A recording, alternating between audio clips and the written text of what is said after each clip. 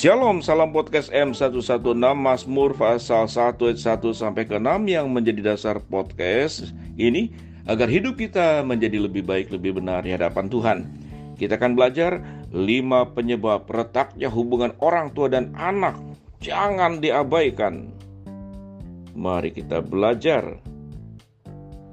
Hubungan orang tua dan anak memang sangat spesial dan tak tergantikan. Namun tak jarang hubungan yang harmonis antara orang tua dengan anak seringkali mengalami berbagai hambatan. Celakanya, hambatan yang menyebabkan retaknya hubungan tersebut seringkali tak disadari atau malah diabaikan. Lalu apa saja penyebab retaknya hubungan orang tua dan anak yang gak boleh diabaikan? 1.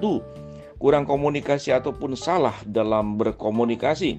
Komunikasi merupakan hal penting dalam sebuah hubungan, termasuk hubungan orang tua dan anak. Komunikasi ini merupakan jembatan agar dapat menyampaikan pendapat maupun keinginan masing-masing. Kurangnya komunikasi dapat membuat kesalahpahaman dan berujung pada retaknya hubungan orang tua dan anak. Tak hanya itu, salah dalam berkomunikasi pun dapat bikin hubungan semakin renggang. Misalnya, penggunaan kata-kata yang tidak tepat di dalam berbicara. Kedua, saling mempertahankan ego masing-masing.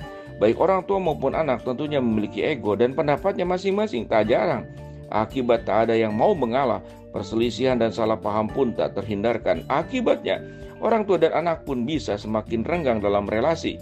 Oleh karena itu, balik lagi pada poin pertama bahwa komunikasi yang baik sangat diperlukan. Jangan diabaikan. 3. Tidak mengekspresikan rasa cinta dan kasih sayang dengan baik. Orang tua tentu mengasihi dan mencintai anaknya dengan sepenuh hati. Tapi berapa banyak dari orang tua yang mampu mengekspresikan rasa cinta dan kasih sayang dengan baik? Tak jarang, anak malah merasa tidak dicintai orang tuanya. Akibat cara mengekspresikan yang kurang tepat. Misal, orang tua memarahi anaknya karena ingin anaknya belajar dengan giat agar bisa menunjang masa depan. Tapi sang anak malah berpikir sebaliknya.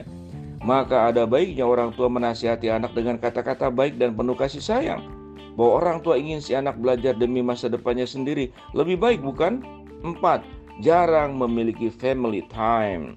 Waktu luang bersama dengan keluarga merupakan hal penting bagi orang tua maupun anak. Kesibukan orang tua acap kali menjadi faktor utama yang menyebabkan family time semakin berkurang. Contoh paling sederhana dari family time adalah meluangkan makan malam bersama setiap harinya. Meskipun terlihat sepele, namun aktivitas bersama yang dilakukan oleh orang tua dan anak dapat mempererat kedekatan emosional. 5. Pertengkaran orang tua. Pertengkaran orang tua merupakan faktor yang seringkali menyebabkan retaknya hubungan orang tua dan anak. Anak tentu akan merasa sedih dan terganggu jika pertengkaran kedua orang tua terjadi berulang kali. Tidak heran kalau hal ini bisa menyebabkan trauma bagi si anak. Meski pertengkaran seringkali menjadi hal yang tidak bisa dihindari, lebih baik jika orang tua tidak bertengkar di depan anak.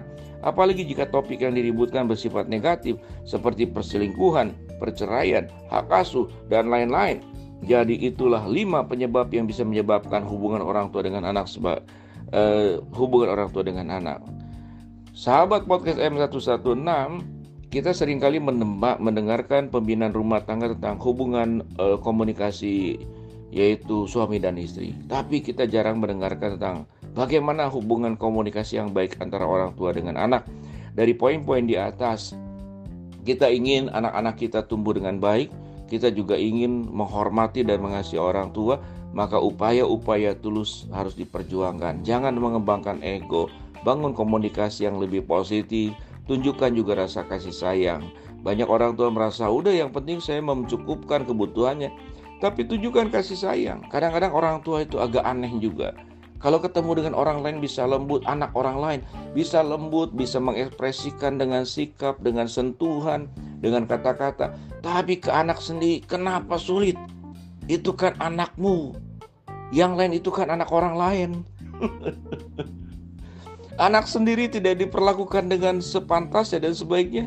Anak orang lain diperlakukan dengan sepantasnya. Kita tidak ingin dianggap sebagai orang tua yang bersikap buruk kepada anak lain. Tapi secara tidak sadar kita seringkali bersikap buruk kepada anak sendiri. Anak juga sama. Orang tua itu juga tetap manusia, ya. Walaupun memang inisiatif utama perlu dari orang tua, tapi anak pun perlu, tidak ada salahnya sebagai inisiator untuk memperbaiki. Apalagi kalau anak mungkin lebih paham. Memang akan sulit menasihati orang tua, akan sulit. Kalau orang tua itu yang mudah dinasehati, itu orang tua ajaib. Orang tua langka.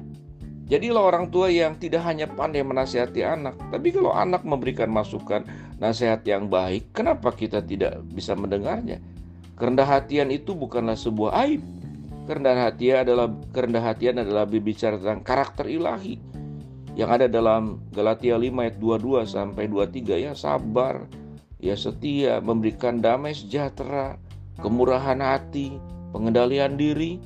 Shalom, salam podcast M116. Bangun terus hubungan komunikasi yang baik antara anak dan orang tua.